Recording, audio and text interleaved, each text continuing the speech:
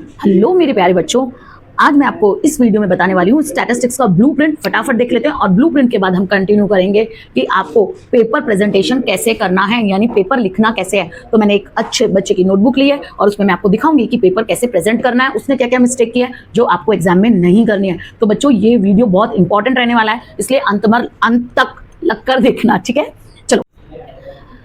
चलो वीडियो बच्चों स्टार्ट करते हैं हमारा वीडियो। तो पहले मैं आपको बताने वाली हूँ चैप्टर वाइज वेटेज। तो जो आपका पार्ट 1 है, ध्यान से देखो, जो आपका पार्ट 1 है उसमें सेक्शन ए में 2 क्वेश्चन पूछे जाते हैं। सेक्शन ए में 2 क्वेश्चन, सेक्शन बी में 1 क्वेश्चन, सी में 1 क्वेश्चन, डी में 2 क्वेश्चन और एफ में 1 क्वेश्चन। तो टोटल चैप्टर का वेटेज है 16 मार्क्स का। 16 to 18 मार्क्स का चैप्टर का वेटेज रहता है।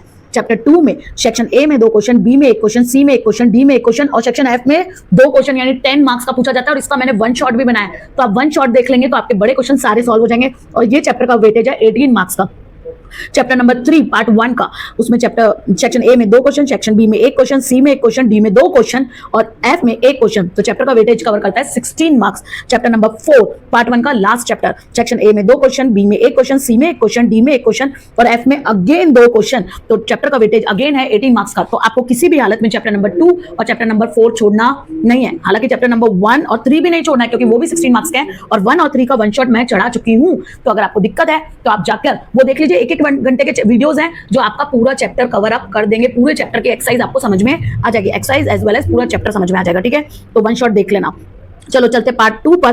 पार्ट 2 में चैप्टर 1 प्रोबेबिलिटी है, जिसकी भी मैं 1.1 से लेकर 1.5 तक की एक्सरसाइज वन शॉट में डाल चुकी हूं। पर बच्चों वन शॉट नहीं है वो, मतलब आपको 1.1 मिलेगा, 1.2 अलग अलग वीडियोस मिलेंगे, 1.5 तक। तो पूरे देख लेना, क्योंकि वन शॉट में वो 5-6 घंटे का वीडियो हो सकता है, वो पॉसिबल नहीं होगा। तो आपको 1.1 1.2 इस तरीके से देखना।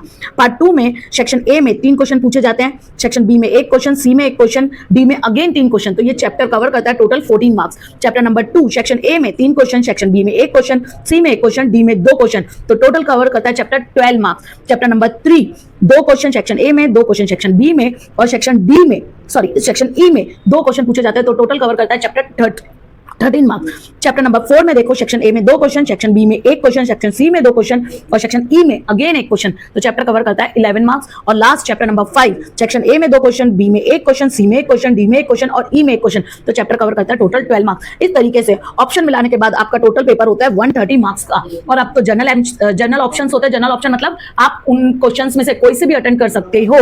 तो आप चाहो तो पार्ट 2 के जो डिफिकल्ट चैप्टर्स हैं वो थोड़ा बहुत स्किप कर सकते हो, क्योंकि जनरल ऑप्शन में वो निकल जाएंगे। दूसरी बात, अगर आपकी पढ़ाई अभी भी डगमगा रही है तो पहले पार्ट 1 कंप्लीट कर लो। पार्ट 1 के 2 चैप्टर के वन शॉट वीडियो 1-1 1.5 घंटे के मैं बना चुकी हूं, वो आप देख लो। तो आपके पास होने की कोई दिक्कत नहीं होगी।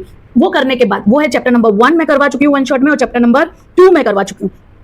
पार्ट 2 जो है उसमें चैप्टर नंबर 1 में आपको करवा चुकी हूं, 1.1 से 1.5 तक मैं आपको करवा चुकी हूं एक्सरसाइज। अब मेरी बात ध्यान से सुनो। चैप्टर नंबर 2 और चैप्टर नंबर 3 पार्ट 2 में चैप्टर नंबर 2 और 3 नॉर्मल डिस्ट्रीब्यूशन जो है और रैंडम वेरिएबल, डिस्क्रीट वेरिएबल का है, वो चैप्टर जो है वो पवन सर ने करवाया है। 1-1 1.5 घंटे के वीडियो है। आप एक बार देख लोगे तो आपके कॉन्सेप्ट क्लियर हो जाएंगे और चैप्टर की एक्सरसाइज आप इजीली सॉर्ट आउट कर पाओगे। तो बच्चों ये करना इंपॉर्टेंट है। सेक्शन ए सभी चैप्टर के कंप्लीट कर लेना, चाहे वो पार्ट 1 हो चाहे पार्ट 2 का हो। सेक्शन बी पूरी थियरी पार्ट 1 की भी और पार्ट 2 की भी, वो भी मैं आपको वन शॉट वीडियो में दे चुकी हूं। तो सेक्शन ए और बी तो आपका पूरा रेडी हो जाएगा। उसके बाद पार्ट 1 रेडी कर लो तो एटलीस्ट आपका 70% पेपर का वेटेज कवर हो जाएगा। ओके, और इसी वीडियो में हम आगे चलते हैं, जिसमें मैं आपको दिखाऊंगी प्रेजेंटेशन आपको एग्जाम में कैसे प्रेजेंट करना है। अगेन मैं बोल रही हूँ लेंथी पेपर होता है, तो मैंने एक वीडियो और आज अपलोड किया है जिसमें मैंने आपको ये बताया कि टाइम कैसे मैनेज करना है। तो वो वीडियो भी आपको शाम तक या कल तक मिल जाएगा। तो आपको हर सेक्शन को कितना है आपका सेक्शन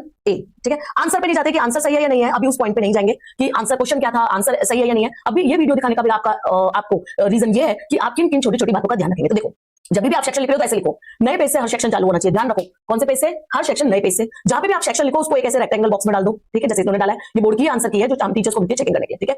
फिर आपको आंसर 1 आंसर 2 ऐसे काई में मार्जिन के अंदर क्वेश्चन नंबर लिखने हैं, जैसे ये लिखे गए, ठीक है। फिर आप जो भी आंसर है आपका, मान लो जो भी क्वेश्चन था उसका आंसर था सी, ये आंसर तो सही है क्योंकि ये तो बोर्ड की आंसर शीट है। तो आंसर सी है और सी का जो भी ऑप्शन है वो भी आपको लिखना है। तो आपको ऑप्शन भी लिखना है और ऑप्शन का जो आंसर है वो भी आपको लिखना है। खाली एक लिखकर मत छोड़ना, हार्डली इट टेक्स 1 सेकंड मोर, पर दोनों में से कोई एक लिखकर मत छोड़ना, दोनों लिखना है। देखो सब जगह लिखे बी ये आंसर, और जहां पे माइनस का साइन हो वो भी लिखना। अगर आप यहाँ पे बी लिख रहे हो और यहाँ पे गलती से मैंने 1.07 ही लिख दिया तो वो आपका पूरा गलत माना जाता है, उसमें एक छोड़ आधा नंबर भी नहीं मिलेगा, ठीक है।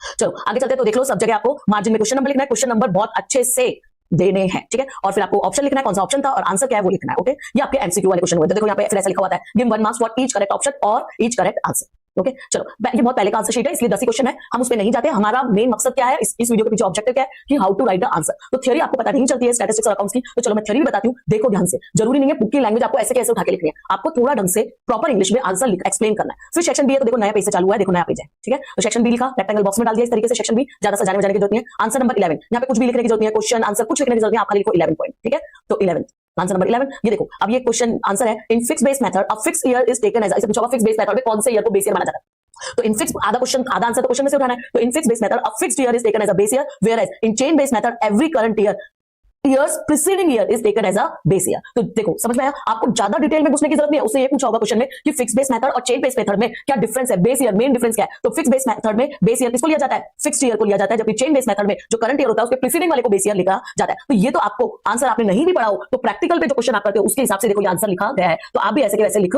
सकते हो, ठीक है। चलो आगे चलते हैं, क्वेश्चन नंबर 12, क्वेश्चन नंबर 12। तो देखो ऐसा 12 लिख रहे हैं, when the value of two variable x and y have some management of first and natural number, the correlation coefficient obtain by Karl Pearson method and Spearman method are equal. अब क्या इन्होंने ये क्वेश्चन पूछा होगा, कई बच्चे क्या करते हैं यहाँ पे लिखते हैं 12 आंसर नंबर 12 और यहाँ पे लिख देते हैं इक्वल। बच्चों आपको ऐसे आंसर नहीं लिखना, अदरवाइज वो आपको आधा मार्क्स देके छोड़ देंगे। क्या आपको आधा मार्क्स चाहिए? नहीं, क्योंकि अगर आपका आंसर सही है तो आपको आधा मार्क्स नहीं चाहिए, पूरा मार्क्स चाहिए। तो आपको ऐसे नहीं लिखना, आपको देखो क्वेश्चन में से लिखना पहले, when the value of two variable x and y have same arrangement of first and natural numbers, the correlation obtained from Karl Pearson method और स्पेयरमैन मेथड आर इक्वल। तो इस तरीके से आपको आंसर लिखना है, ओके। चलो 13 देखते हैं, इन द रिग्रेशन लाइन। अब रिग्रेशन लाइन क्या होती है, y cap is equal to a plus bx, a is known as intercept and b is known as slope of regression line. अब कई बच्चे क्या लिखते हैं, देखो मैं बताती हूँ वो कैसे आंसर लिखते हैं। चलो यहाँ पे लिख के बताती हूँ मैं, ये 13 लिखा, ये आपका मार्जिन है, और जब वो आंसर लिखते हैं तो लिखते हैं a is equal to intercept और b is equal to slope of जो भी आपका स्लोप ऑफ रिग्रेशन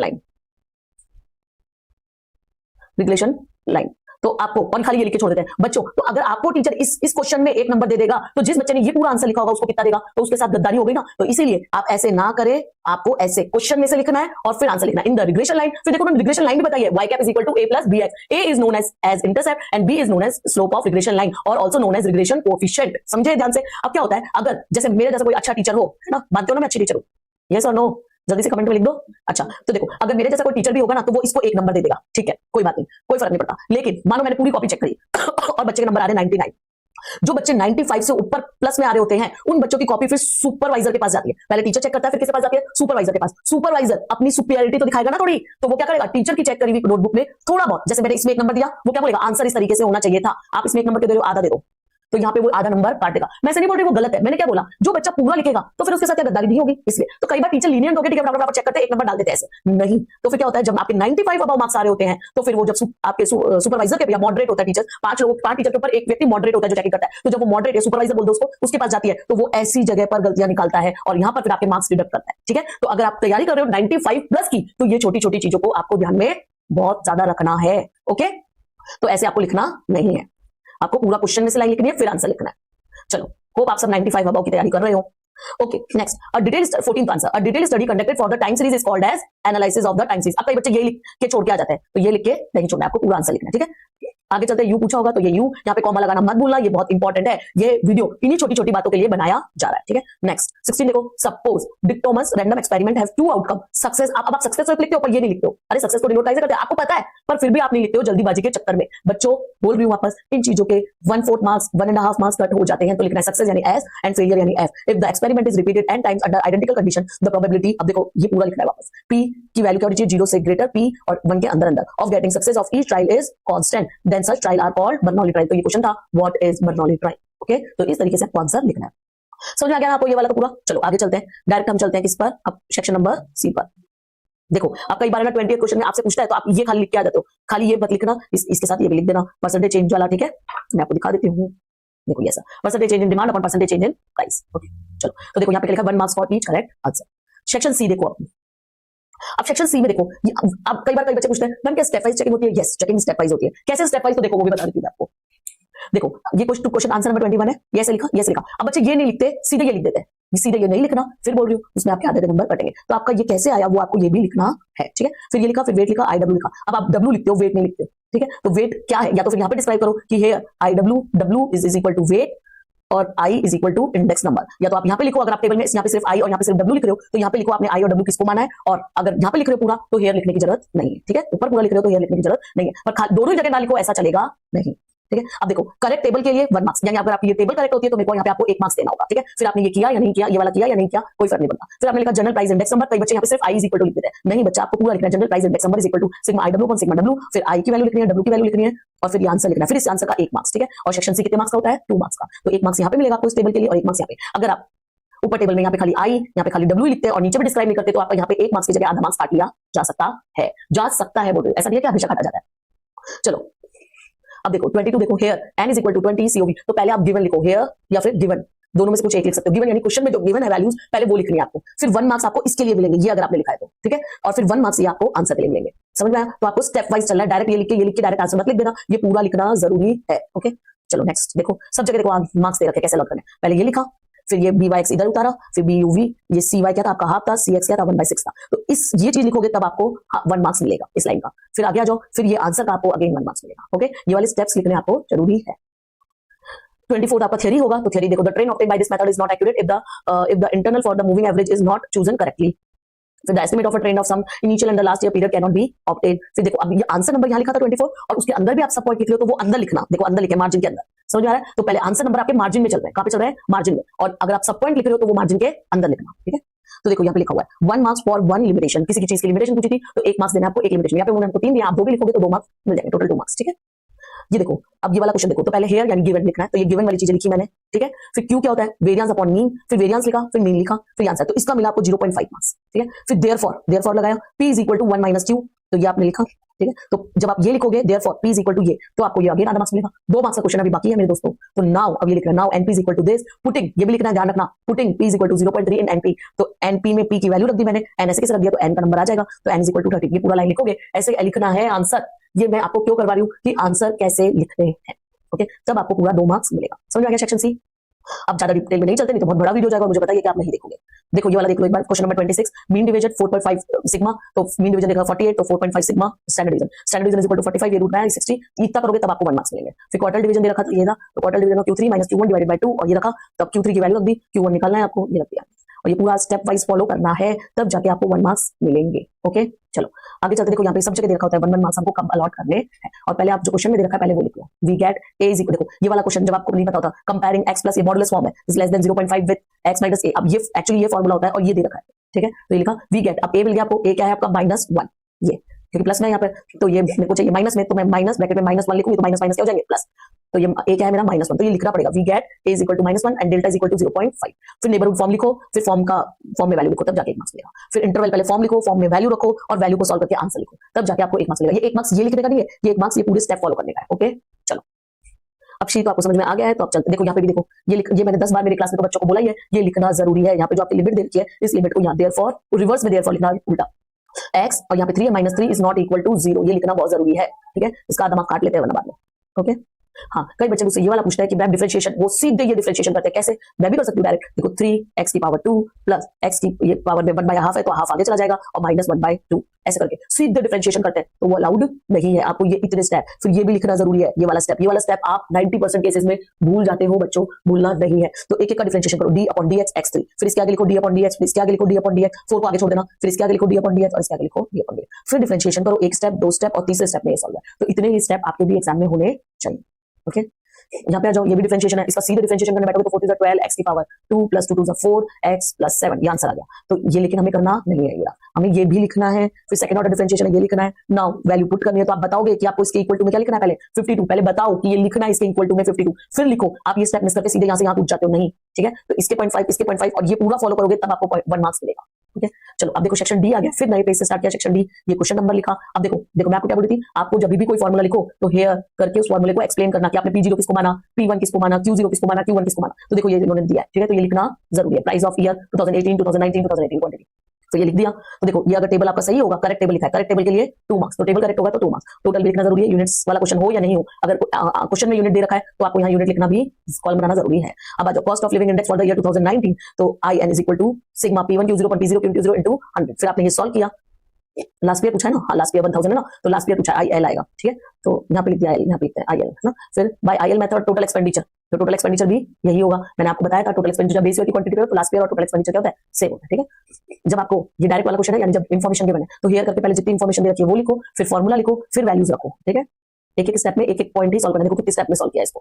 कई बच्चे सीधे ये निकालते हैं, ये तो निकालोगे तब जाके आपको 1 मार्क्स मिलेगा। फिर करेक्ट, फिर now corrected 6 sigma D square, तो ये पहले ये फॉर्मूला लिखना है। इनकरेक्ट का स्क्वायर, ये देखो इनकरेक्ट का स्क्वायर और करेक्ट का स्क्वायर, तो इनकरेक्ट का स्क्वायर माइनस करना है और करेक्ट का स्क्वायर प्लस करना है। ये क्वेश्चन जरूर देख लेना, बहुत बार पूछा जाता है। 132 ऐसे करा, इनकरेक्ट का माइनस कर दिया, करेक्ट का प्लस कर दिया, सॉल्व किया, आंसर आ गया 127। Now value of rank correlation, तो आर निकालो वापस रखो फॉर्मूला 16 डी स्क्वायर, तो अब ये वाला करेक्टेड आ जाएगा डी स्क्वायर की जगह, डी स्क्वायर करेक्ट कर लिया आपने। ठीक है, फिर ये आप सॉल्व करो, तब यहाँ पे जाके आपको क्या मिलेगा, 1 मार्क्स मिलेगा।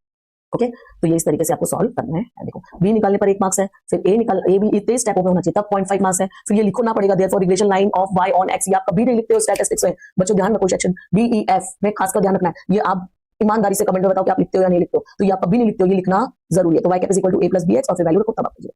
फिर व्हेन, अब x क्या माना 20 सेंटीमीटर, तो इसमें वैल्यू रख दो x की जगह 20, तो याद आ। ठीक है, और ये मुक्फास्ट में लिखना जरूरी है।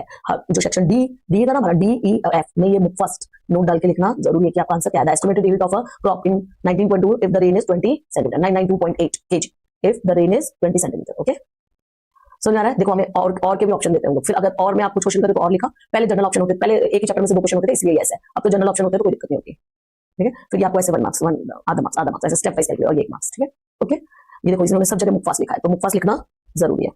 ओके, अब चलते हैं आगे। तो देखो एक और चीज ध्यान से देखो, जब आप बी निकाल रहे हो तो उसको ऐसे डाल दो, जब आप ए निकाल रहे हो तो आप ऐसे डाल दो, जब आप वाई कैप निकाल रहे हो तो ऐसे रेक्टेंगल में डाल दो, ताकि टीचर को ज्यादा ढूंढने में दिक्कत ना हो। टीचर को जितनी मेहनत कम करवाओगे उतने ज्यादा आपको मार्क्स मिलेंगे। इसका मतलब ये नहीं है कि आपको पेपर खाली छोड़ के आ जाना है। ठीक है, मैंने मेरे बेटे को एक दिन बोला था, वो अभी 4th स्टैंडर्ड में था शायद, तब मैंने उसको बोला, बच्चा एकदम नीट एंड क्लीन कॉपी होनी चाहिए, साफ सुथरा काम करना। तो भाई साहब जी कुछ लिख के नहीं आए। फिर जब हम पेपर चेकिंग शोइंग टाइम पे गए, तो बोला आंसर क्यों नहीं लिखा, याद तो कराया था कितनी बार।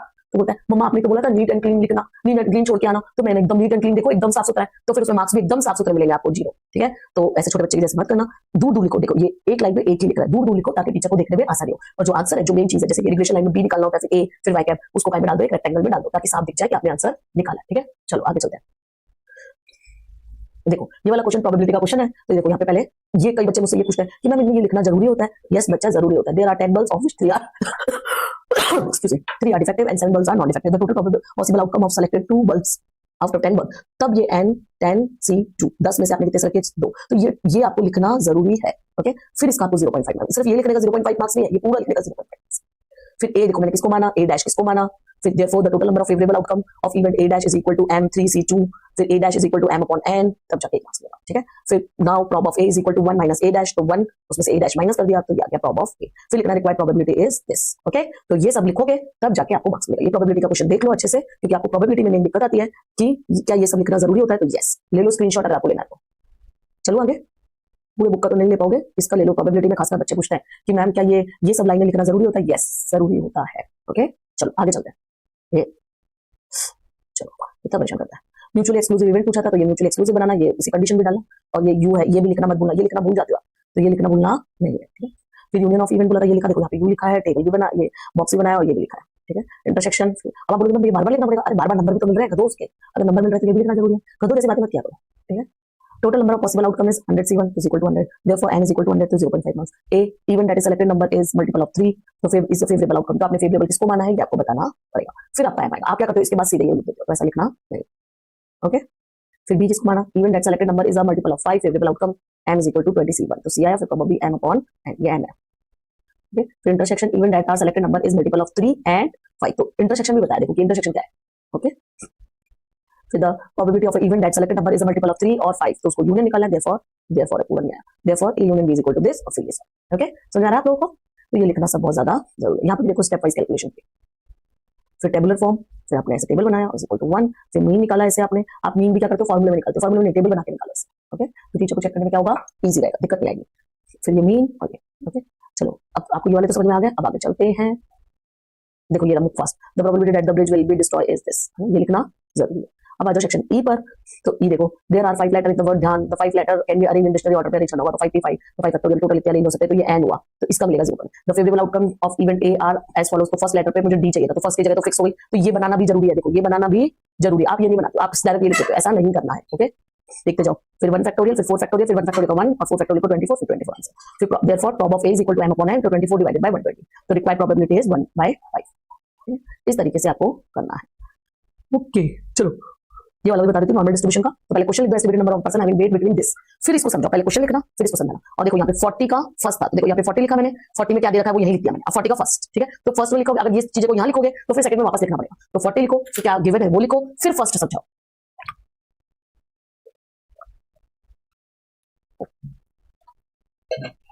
अब देखो ये 41 से 62 के बीच में, तो ये 41 को समझाया ये फॉर्मूला, फिर यहाँ पे देखो खाली वैल्यू लिखी है इसकी और इसको लाके z लिया है। फिर क्या आया वो, फिर पिक्चर एक डायग्राम से बना रहे हो तो एक से समझाओ, 3 से करते हो तो 3 से, मैं तो कहूंगी 3 से करा करो, लेकिन तीनों को यही बना देना, 1 2 3 मार्जिन के अंदर, ठीक है। फिर आपको धीरे धीरे ये समझाना है, probe of -2 is to z -1।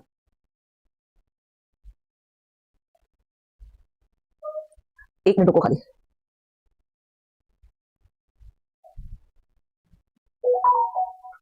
हाँ चलो स्टार्ट करते हैं। तो देखो यहाँ पे आपको क्या करना है, प्रॉब ऑफ ये -2 फिर greater than sorry less than equal to z less than equal to 1। तो इस तरीके से आपको समझाना है, फिर ये बता देना आपको, फिर ये कर देना है, और ये लिखना जरूरी है, ये नहीं लिखोगे तो आपको, फिर मैं बोल रही हूँ ये क्या है, ये वो नोटबुक है जो आपको जिसको देखकर टीचर चेक करते हैं। तो आपको इसलिए मैं तो क्लास में हमेशा बताती हूँ, आपको अपने टीचर बताया नहीं बताया मुझे नहीं पता, पर फिर मत बोला हमको नहीं बताया था किसी ने, मैं बता रही हूँ इस वीडियो में, ये लिखना जरूरी है सिमेट्री। ठीक है, तो ये आ गया, तब जाके आपको कितने मार्क्स मिलेंगे, 1.5 मार्क्स मिलेगा, खाली इसका ये इस पूरे का है। ओके, फिर देखो has the number of a person having weight between 41 to 52, तो ये कंटू किया, ये मल्टीप्लाई किया। अब आप क्या करते हो, इसी के नीचे सीधे लिख देते हो, इसको डायरेक्ट इसी को इंटू कर देते हो, कई बच्चे इसी को इंटू कर देते हैं डायरेक्ट, और यहाँ पे आंसर लिख देते हैं। नहीं बच्चा ऐसा नहीं करना आपको, ठीक है, तो वो अलग से लिखना है, has the number of a person having weight between 41 to 62, ये लिखा, फिर आंसर लिखा, और इसके आगे ये यूनिट्स भी लिखने हैं कि ये पर्सन थे तो ये पर्सन, पॉइंट्स में तो नहीं सकते इसलिए 25 हटा दिया, 0.5 होता तो 410 कर देते हैं, ठीक है।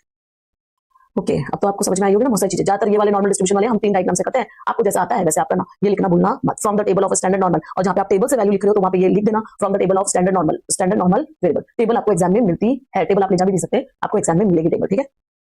फिर ये इंटू किया 500 से आ गया 11, पहले आंसर लिखा, फिर नेक्स्ट लाइन मिल गया 11%। चलो अब आ जाते हैं हम सीधे कौन से पे,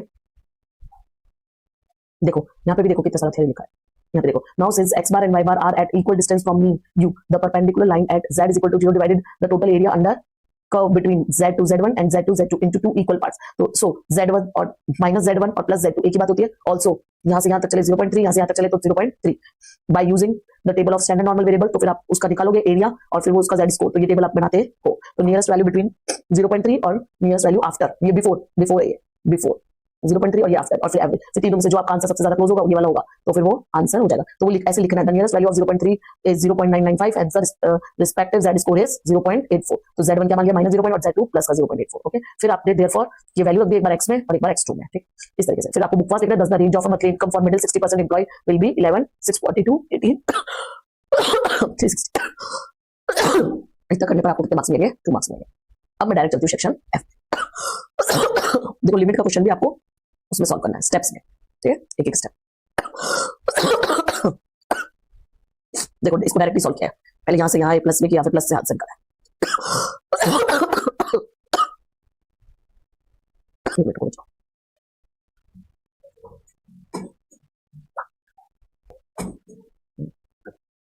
function is minimum at x is equal to this at x minus 0.3, ये पूरा लिखना जरूरी। देखो function is maximum at x this, ठीक है। चलो बहुत लंबा वीडियो जाएगा, आप बहुत ज्यादा डिटेल में चले जाते हैं मैम, लेकिन मैं आपको सेक्शन एफ दिखा देती हूँ, कहाँ चला गया आपका, ये सेक्शन एफ। देखो अब यहाँ पे आपको फिर एक नए पेज पे लिखना है सेक्शन एफ, क्वेश्चन नंबर 43।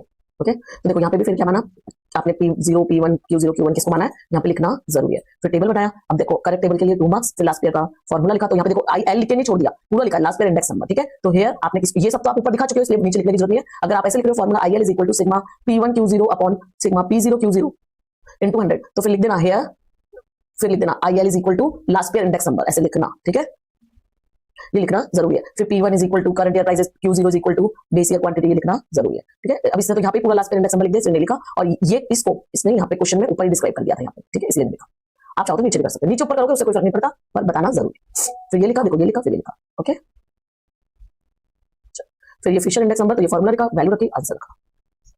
अब देखो x किसको माना है, हाइट्स ऑफ फादर, y किसको माना है, height of son in centimetre, ये भी लिखा है। देखो x क्या है और y क्या है, आप नहीं लिखते, लेट x और y ये नहीं लिखते हो आप लोग, तो ध्यान रखना आपकी बात से, ठीक है। और ऐसा करके देखो एक बार आपको कितने मार्क्स ज्यादा मिलते हैं।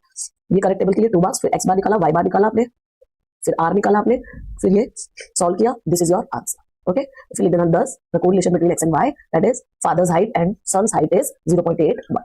फिर लेट ये समझाया x y, फिर ये लिखा, टेबल के मार्क्स मिल जाएंगे आपको, फिर ये वैल्यू रखी, फिर देखो यहाँ पे ऐसे फॉर्मूला लिखा, ठीक है, फिर ये रख दिया।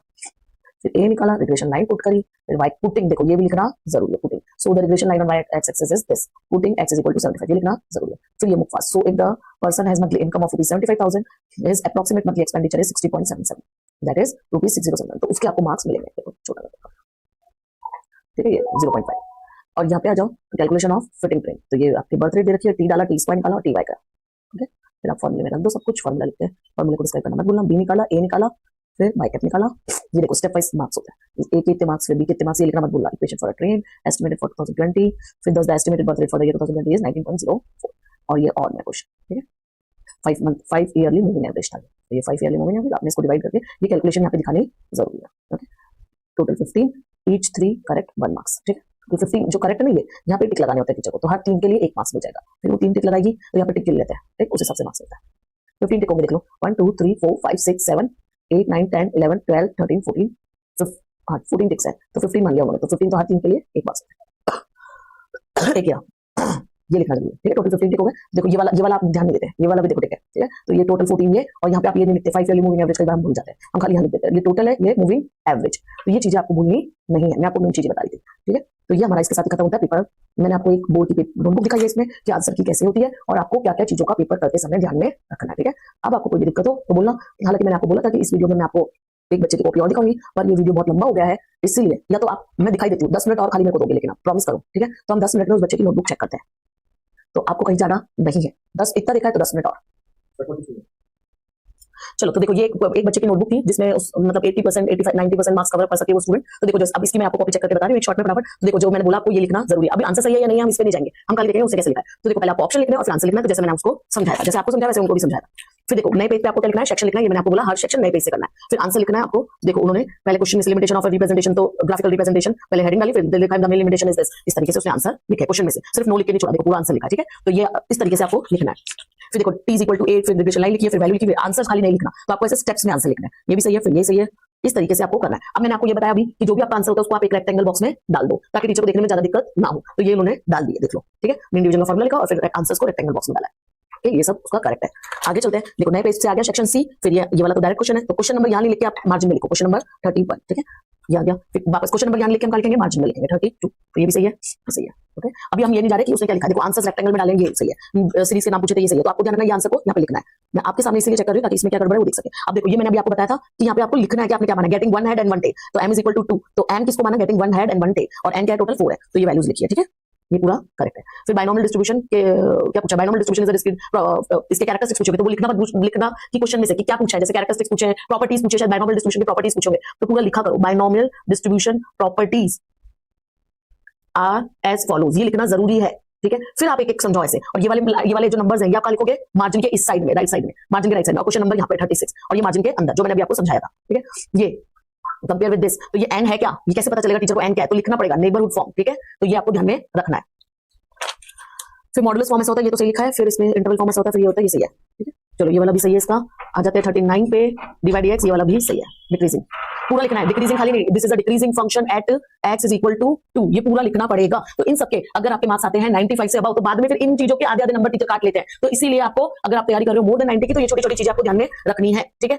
ये फॉर्मूला लिखना है, वेरी गुड, यहाँ पे भी लिख सकते हो, आप चाहो तो यहाँ पे भी लिख देना फॉर्मूला, यहाँ लिख सकते हो, ठीक है। और फिर ये पूरा सॉल्व करके दिखाना है जैसे इसमें दिखाया, ओके। तो ये सेक्शन डी तक कंप्लीट हो गया, आगे चलते हैं, कॉपी नंबर 2। आई देखो यहाँ पे भी नहीं लिखा आई क्या है, डब्ल्यू क्या है, ये बताना पड़ेगा, आई इज इक्वल टू क्या है, इंडेक्स नंबर, डब्ल्यू क्या है, वेट्स, ये पूरा बताना पड़ेगा, ठीक है। और ये सही है, ये सही, आंसर को डाल दो। हेयर जैसे मैंने आपको उसमें बताया था, तो उसमें और इसमें क्या अलग होता है, ये भी नोटबुक जो है वो 90 अबव वाले स्टूडेंट की है, इसलिए मैं आपको बता रही हूँ कि क्या छोटी छोटी चीजों को आपको ध्यान में रखना है। ये सही है, ये उसने गिवन, तो यहाँ पे लिख दो हेयर या फिर क्या लिखेंगे, गिवन, ठीक है। तो ये पता चले कि ये तो क्वेश्चन में गिवन ही है, ओके। फिर फॉर्मूला लिखा, ओके ये सही है, फिर ये सही है, फिर आंसर क्वेश्चन डाल, ये सही है, फिर यहाँ पे भी वापस लिखो आप गिवन, क्वेश्चन को मार्जिन में लिखना, फिर बी का फॉर्मूला लिखा, ये ठीक है, फिर एक डाला, एक्स का डाला, और ये मुक्फास मैंने मेरे बच्चों को बताई रखा है कि मुक्फास लिखना जरूरी है, तो आपको भी ध्यान में रखना है, ठीक है। ये आर स्क्वायर, और आर स्क्वायर क्या होता है, तो देखो वो भी उसने यहाँ पे बता दिया है, और बस यहाँ पे गिवन नहीं लिखा है, तो आपको लिखना ध्यान रखना। चलो थ्योरी तो उसने इसमें लिखा है, देखो उसने कैरेक्टरिस्टिक ऑफ रैंडम वेरिएबल, तो ये ऐसे लिखना वहां पे भी, भले सेक्शन बी का हो, ठीक है। चलो अब इसमें देखो प्रॉब ऑफ बी क्या है, प्रॉब ऑफ ए क्या है था, ए डैश क्या होगा, ये बताना है, बी किसको माना है आपने, ए किसको माना है, ए डैश किसको माना है, इवेंट, तो इवेंट को आपने क्या माना है ये लिखना जरूरी है, तो ये बताना मत भूलना बच्चों। और ए ऑब्लिक बी क्या होता है, मतलब ए क्या है, बी क्या है, ये तो पता चले मुझे, तभी तो ए ऑब्लिक बी, इन्हीं चीजों के मार्क्स करते हैं, आंसर भले सही होगा पर यहाँ पे वो आधे आधे नंबर आपके काट लेंगे, ठीक है, ये सही है। एन क्या होता है, फेवरेबल आउटकम, एन अभी बताया था ना, वैसे ध्यान रखना, प्रोबेबिलिटी वाला ध्यान रखना, ठीक है। चलो आगे चलते हैं, ये वाला सही है, ये सही है। अब P क्या होता है, यहाँ पे Q क्या है, Q क्या है आपका, NP क्या है, NP Q क्या है, तो P ये तो बता दिया, चलो वेरिएंस अपन, तो P Q क्या है आपका, फेलियर है, P क्या है आपका, सक्सेस है, वो बताना जरूरी है, तो ये बताना है आपको, ठीक है, ये सही है, ये टेबल में सही है, सही है, एफ सही है, डी यू डी एक्स लिखा है इसने, डी वाई डी वाई लिखा है, फॉर्मूला लिखा है, फिर पुटिंग देखो ये लिखा है बच्चे ने, putting the value of you, आपको भी ये लिखना जरूरी है, ठीक है, चलो ये गिवन हो गया, और ये अब इसका नेक्स्ट उसने आगे किया होगा, ये देखो हम मैं 3 डायग्राम सिखाती हूँ, इसमें मेरे स्टूडेंट 3 डायग्राम सिखाते हैं, फिर इसके नीचे इसकी वैल्यू, इसके नीचे इसकी वैल्यू, इसके नीचे इसकी वैल्यू, फिर सॉल्व किया 2 लाइन के बाद, फिर तीसरे में आंसर, फिर देखो उसको परसेंटेज में कन्वर्ट किया, और फिर ये मूव फास्ट लिखा है, जिसको आप नोट डाल के लिखना, ठीक है, तो इस तरीके से आपको भी लिखना है एग्जाम में। आगे चलते हैं, ये सही है सब, ये सही है सब, नॉर्मल डिस्ट्रीब्यूशन वाले बच्चे ने अच्छे से किए हैं, आपको भी ऐसे ही स्टेप वाइज करने हैं।